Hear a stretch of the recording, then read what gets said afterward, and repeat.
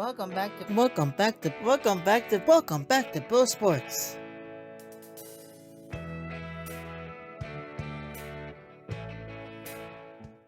Welcome back to Bill Sports. Well, hello, everybody. It's Corey. And Aidan. And we now have the results of who is going to the Super Bowl. But first, we got to go into what happened in the championship games for the Rams and Seahawks and the Patriots and Broncos. Now, everybody knows that it's now going to be the Seattle Seahawks taking on the New England Patriots in the Super Bowl. As now we have to look back at the games because they were close games, Aidan. Very close games. And you can speak first if you want. Go right ahead because I want you to kick it off strong. And one of them were MVP number 9. MVP. For sure. Look. And he got destroyed. He did. And look, man, it's... I don't know, man. It was a good game. They were very good games. Way closer than I thought it would be. But if I'm not mistaken, did I not say that the Patriots... We're going to start off with that game first and then go into the Rams and Seahawks. Didn't I not say that this game would be very close in a low-scoring game only because of the fact that the defenses were the issue and we're doing great in this game. But the Broncos couldn't get anything done because Jarrett Stidham just couldn't get anything going. He got them down the field the first drive of the game and then didn't do anything else after that other than getting them 3 points to make it up 10. Or was it? No, they didn't even score. They didn't even score 3 points, right? No, it was 10-7, right? Yeah, they scored first, and then 7-7, and then Patriots scored the field goal. It was 10-10. It was 10. That's right. So, look, man, I knew the Patriots were gonna struggle in this game against the Broncos defense because the Broncos were getting to them Drake May and were giving him a hard time. My only concern, and this is a very big concern, is when the Patriots go up against the Seattle Seahawks in the Super Bowl, that defense of the Seahawks is gonna tear apart the offensive line of the New England Patriots. But if Drake May and the defense of the Patriots can keep Sam Darnold at bay, that it's going to be another low-scoring game, guaranteeing you.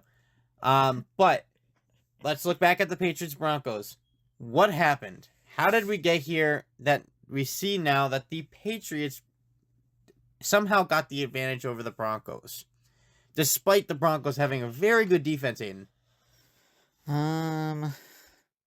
There wasn't a lot of offense at all. No, there wasn't. It was a very much defensive game. And a lot of punting. A lot of punting. If the same Patriots win against Seattle, they will get demolished. Yeah, that's what I'm worried. And look, and then there was missed field goals. Oh, it was all bad. All bad. But I don't know. It was a good game. It was a good low-scoring game. For what it was a good defensive game for both teams. But don't worry about this game. It was snowy out. That too. And I think that's honestly the reason why the Patriots even won that game. But I genuinely think it was literally because of the Patriots being able to play in the snow because they're so used to the cold and the weather and everything. That's the reason why I think the Broncos lost. Because Stidham couldn't do anything. And neither offense could really do anything. But it was just a very low-scoring game that was very good. And Patriots fans can have like a sigh of relief because I argued that honestly it should have been the other way around. I think the Patriots should have been playing at home I think the Patriots should have been number one in the number one spot, because it's just it didn't look like it looked like. I mean, I get it. If Bo Nix was playing, that was definitely going to be a game for the Broncos. Only because Jared, you can't trust the backup quarterback to get it done. You can't unless you're Malik Willis for the Packers. Then it's a different story. But it's just I don't know. It's a game that raises a lot of concerns for the Patriots, and then a lot of question marks for the Broncos for next year. But they still look like a good team. They're still probably going to be a very good team next year, and the Broncos are just the Broncos. Shout out to Gabe. Hey, sorry about that, man. Your team lost because they were playing with a backup quarterback, but Drake May got the job done, and it's going to be a good game in the Super Bowl. Now, let's take a look back at the Rams and Seahawks game, Aidan. Very high scoring game. Not very high, but it was high. A lot of touchdowns, a lot of action. And MVP lost, and then he got destroyed. So, yeah. So, I actually think the Rams were going to, I genuinely thought the Rams were going to come back in this game. They had a chance. They were on 4th down, and they threw the ball in the middle of the field to a tight end that's already that was being covered. And what I don't understand is why they didn't try to do like a check back play or try to use the quarterback's legs. Why didn't they use Stafford's legs? He's got legs, he can run. Or use a run, do like the check out, throw the ball out wide. Because why are you going to try to attempt to throw it to a tight end in the middle of the field when he's covered and when there's a guy in front of him? I get it. You can get the head top, whatever. Like you can get the ball gets thrown over the defender's head and the big tight end, to be able to catch it.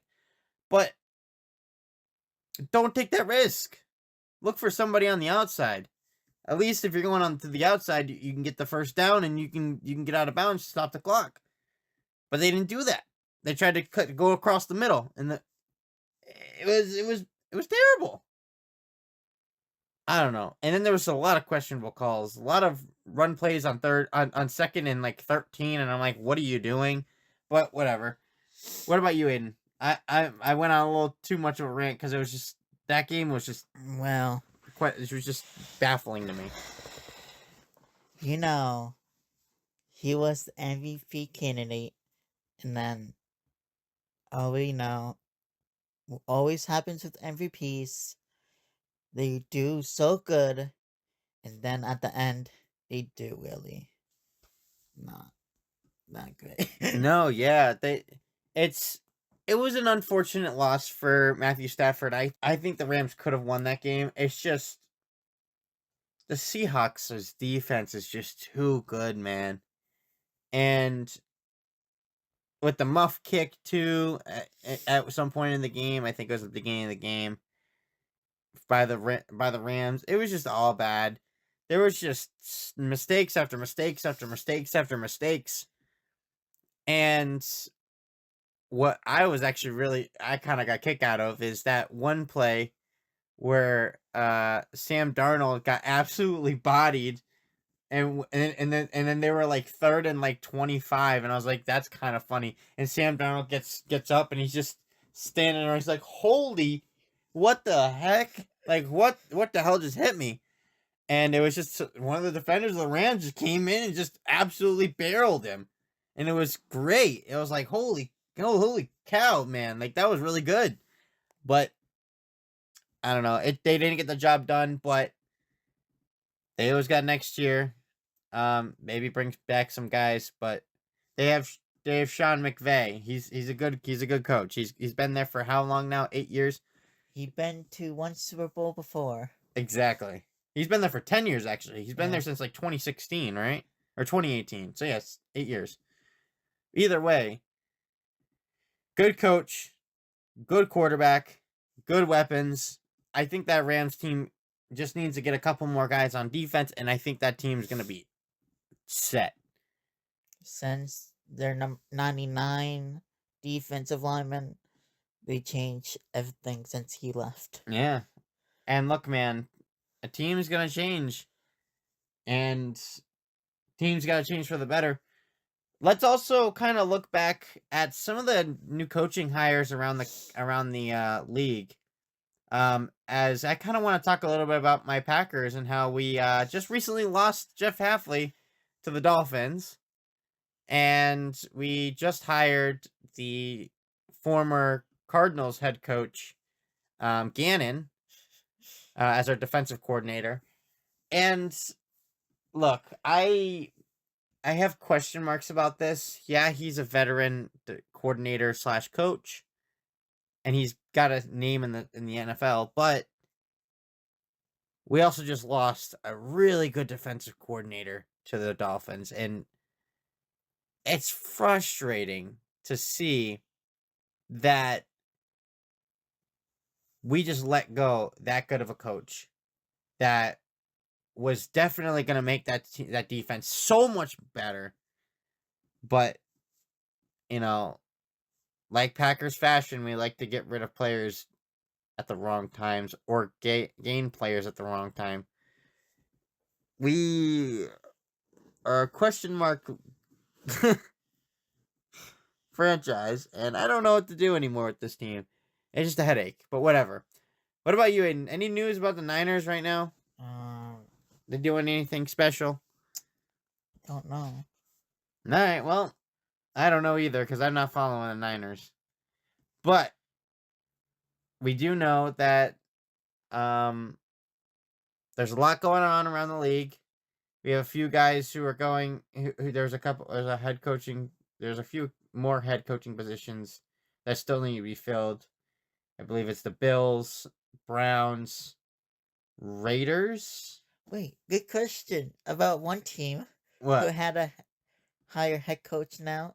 The Who? Giants. Oh yeah, Harbaugh is now part of the Giants head coach. Yeah, we have a lot of shakeup around the league right now, but it's hopefully gonna make a good series of games next year.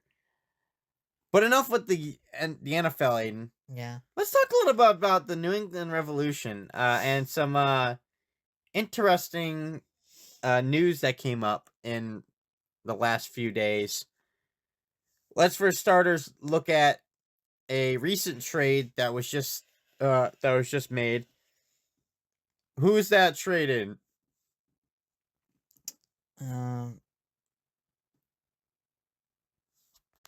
Alex Burno. Bono? It's Bono. Bono. Bono. Bono.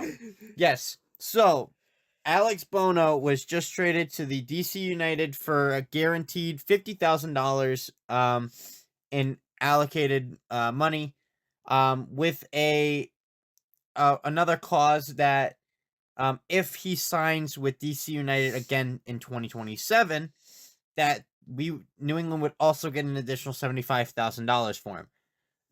Now, Bono didn't really play much for New England. He only had played in a couple games. And honestly, I didn't see a need for him.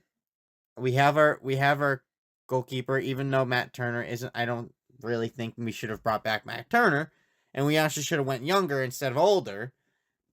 But getting rid of Bono is good too, because you're opening up another space for another goalkeeper, and that's really beneficial for a team. Matt Turner will cheat his goalkeeper his stuff. His what? Matt Turner will cheat the other goalkeeper his thing. Yeah, maybe. So, and that's a possibility, and I would love to see what they can do, because we do have I think Hancock or Hitchcock, something like that. He's our goalkeeper coach, but he's a very good coach with the keepers. And no, but they're yeah, I know. No, but That's just a funny name. It is a funny name. No, but New England hopefully will take advantage of this trade and end up going and finding somebody new, like a new backup goalkeeper, or maybe even a young talent goalkeeper, like Harrison or whatever, that other goalkeeper, the bald guy. Um, we're hoping, or I'm hoping, that this opens up an avenue for another young goalkeeper to come in for us to develop, and then eventually when Matt Turner moves on from our team, or it retires, whatever the case may be, we can implement that new young goalkeeper into the lineup to hopefully be that replacement that will work out. Now, the biggest news out of all of it, what happened in New England's last preseason game, Aidan? They tied 1-1 against Cincinnati. So, if those of you who are following New England Revolution or any MLS soccer news, Cincinnati was second in the conference last year, in the Eastern Conference, and they lost in the semifinals to the eventual Inter Miami MLS Cup winning team. And for New England to tie with the second best team in our conference last year in preseason. Now, obviously, there is some question marks because we can't watch these games. All these games are just reported on. There is no recording these games. They're just friendly matches at the beginning of the season for teams to get players in there to get touches on the ball. However, it has a big impact because it kind of gives you a rough estimate as to where you think your team might be going into the regular season. And this gives me a good gauge that maybe New England might be a top 10 team, maybe even a top 5. Because with the retirement of a few guys from Inter Miami, and we're tying with Cincinnati in the preseason, when last year we probably would have lost 3-0 to Cincinnati, or 2-0, or whatever the case may be. We would have lost to Cincinnati last year. But now with all these new guys coming in, these young talents, the new head coach, coaching staff, everything, and the culture changing, I think with this big change for New England, I think this might have changed us for the better. And seeing a 6-0 win and a 1-1 tie so far in the first 2 games of the preseason gives me hope that New England has changed for the better, and hopefully this will be hopefully this is finally going to be our year that we go decently far, or all the way this coming season for the MLS season. You have any other final thoughts, Aidan, about New England? Maybe what you think they're going to do for this upcoming season? Go New England! Heck yeah. And we just have to look forward to a lot of good action, as next week, just so you guys are aware, we will not be uploading on Thursday next week. However, we will be uploading on either Friday or Saturday, or Saturday afternoon or Sunday morning of next weekend, to give you guys a fresh episode before the Super Bowl and give you guys our prediction for the Super Bowl and what each team did in their previous Super Bowl appearances, so on and so forth. More coming up next week on episode 35 for Bros Sports. Stay tuned like usual every Thursday at 12. And for next week, it's most likely going to be Saturday afternoon at about 2 o'clock for all of your sports talk and discussions with me and Aidan here on Bros Sports on YouTube, TikTok, and all other social medias. I'm your host, Corey Raftery. Aidan knows Aidan Raftery. Have fun, folks, and have a good day, and have a good tomorrow, and a good school year and all that fun stuff. Heck yeah. And we will catch you guys next week. Have a good one, and See you next time. have a good one, everybody.